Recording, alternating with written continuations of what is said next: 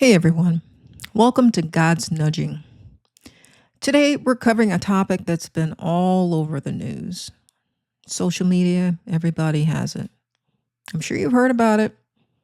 The rise of migrant gang violence, specifically Venezuelan migrants in the good old USA. So, this issue is sparking a lot of fear, a lot of debate, and we're going to attempt to break down everything for you as best we can. Because do we have the answers? Uh-uh. Does anybody have the answers? Who knows? But we'll start with the facts. We'll dive into some speculations, and we'll wrap it up with what you can do to hopefully protect yourselves and your community. So, what are the facts?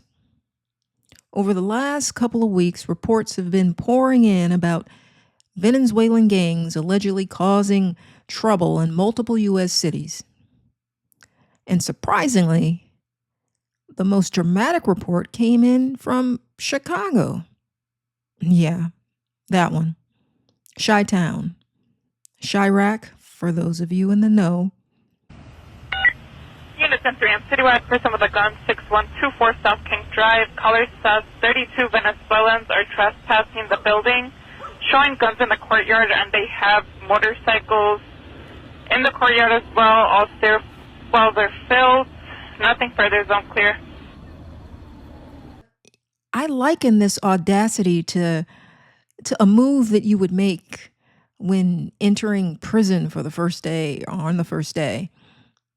You knock out the biggest bully in the yard, right?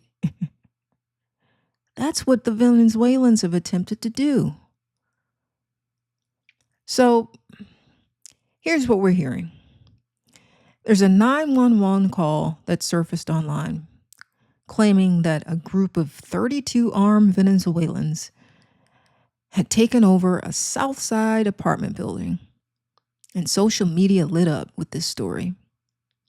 A lot of people were posting that it was like a scene out of an action movie. There was guns and motorcycles and chaos everywhere. But why are so many saying this?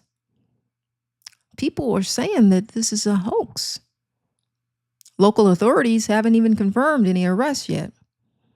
And some news sources are suggesting that the incident might have been exaggerated or stirred up out of fear or for political gain. Let's take a look at this clip. Identified by witnesses as Venezuelan migrants reportedly took over a Chicago apartment building late last night. According to multiple reports, the group not only trespassed but displayed arms openly in the building's courtyard, accompanied by motorcycles, effectively intimidating residents and potentially taking over the premises. 6124 South King Drive. Caller says 32 Venezuelans are trespassing the building, showing guns in the courtyard, and they have motorcycles in the courtyard as well. All It's pretty interesting. But why is this happening? Venezuela is a country in deep crises, economically, politically. Millions of people are fleeing the country. And while most are just looking for a safer and better life, or so they claim, there are legitimate concerns that some criminal elements are using this migration wave to extend or expand their gang activities in the U.S. We've got politicians that are blaming the Biden administration's immigration policies for creating a situation where criminals can easily slip through the cracks. And are they right? It would appear so. But there really is more to this story.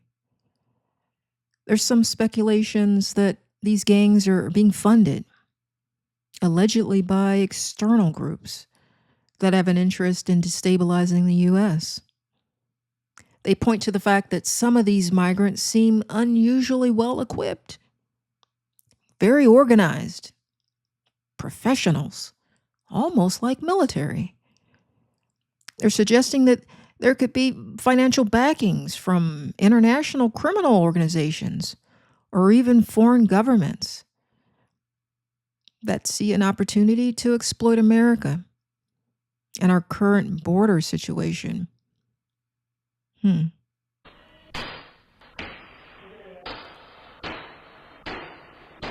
It appears they are forcing their way into that apartment. Edward and Cindy Romero say they felt so unsafe, they decided to move out, especially after this incident and a shootout earlier this month that left their car riddled with bullets. They claim things changed when migrants started to move in. The migration crises out of Venezuela is only getting worse. And without major policy changes or international interventions, the U.S. could see more immigrants arriving in the coming months and years. And that means more opportunities for gangs to take advantage of every situation out there. It took the Chicago PD almost a whole hour to even put out this information to dispatch. They've been getting multiple calls and they've been ignoring it and sitting on the information. It took them almost a whole hour to put out this into dispatch. Now, this took place on Kings Drive, and I know y'all know about it, so don't get up in my comments talking about, oh, we're in Chicago, whoop de whoop. Kings Drive, y'all know about it. Hear me out though. Is this a setup or is this just a hostile takeover? Because let's keep in mind, the U.S. just flexed on the Venezuelan president saying, bitch, we got your plane. Because, yeah, they went and landed into Puerto Rico, and because of certain sanctions that the U.S. government have on them, it allowed them to be able to seize and take possession of the Venezuelan president's plane, the Air Force One of Venezuela.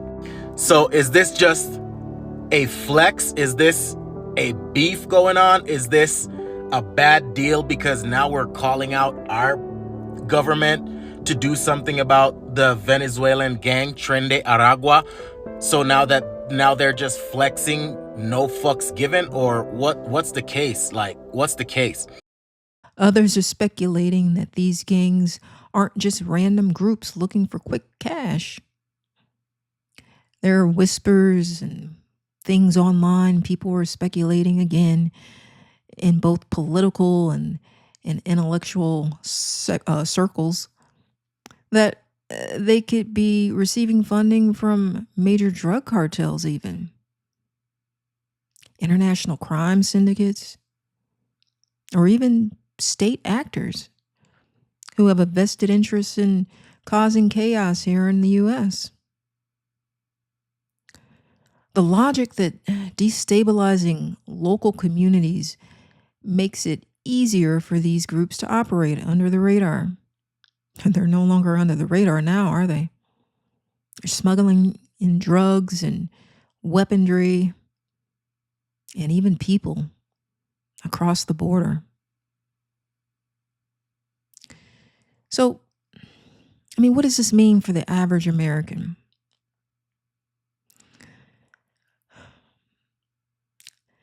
There's people that are saying that you need to stay informed. You know, I watch the news, you watch mainstream media, they kind of brush over the topic as if it doesn't even exist.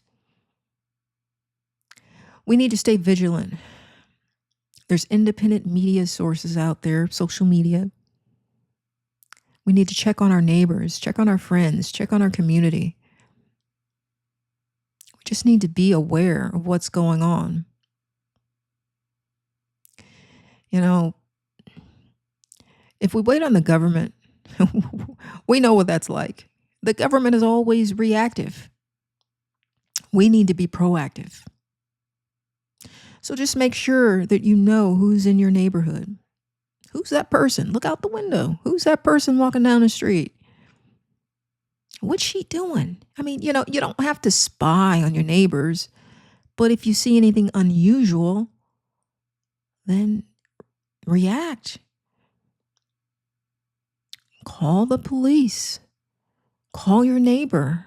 Just make everyone aware that there's somebody in the neighborhood. Something doesn't look right.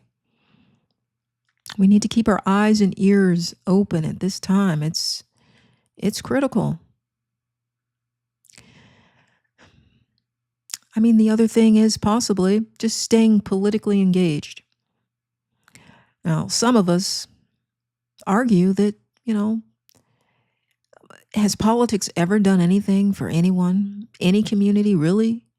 We sit back and we wait, we cast our votes, and we wait for change. Does anything ever really change? Policies matter. I know many of us have become frustrated and disheartened by politics and political discourse. I mean, if you're concerned about immigration, border security, that should make your voices heard by contacting your local representatives and maybe attending state halls. I've never even attended a town hall before. Maybe I should. Maybe we all should. Maybe we should consider some type of advocacy groups. Who knows? Who really has the answers? But it's said that real change happens when you push for it, when you call for it. But is it too late for us? These gangs are everywhere. And they're bold, brazen. It's like they have some type of backing that we're unaware of. When you're that bold and brazen and boastful, it's like nothing can happen to you. I don't know.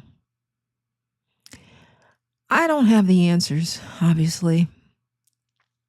We're waiting for them. We're waiting for someone to step up. Politically, activists.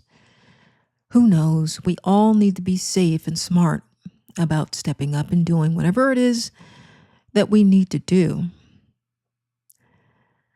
The rise of Venezuelan gang violence in America is complicated, and it's ever evolving. We're hearing reports that they're not only in Aurora, Colorado, Chicago, and the South Side at that. They're in New York. It's a syndicate. They're everywhere. And it's fueled by a combination of factors from, are they desperate? Is it, potentially sinister fundings that they're receiving? I don't know. It's easy to feel scared. It's easy to feel overwhelmed. But the best thing that you could do is stay informed, stay engaged, and stay prepared. This reminds me of a song from the Jacksons. Can you feel it? Can you feel it? Can you feel it? Can you feel it? Can you feel it? Can you feel God's nudging? Can you feel that it's time? It's time. We are witnessing prophecies. We're living through a time where God has called us individually. He chose us. He selected us. Our DNA must be powerful to be selected during these times. So what can we do individually and then come together? What can we do? I don't know. I'd like to hear from you. If you could subscribe, and possibly leave a comment on any of your thoughts of what can be done or what you've seen. And for my Bible-believing Christians, remember Psalms 46:1. It says, God is our refuge and our strength, an ever-present help in trouble. Thank you for listening. Be safe and God bless.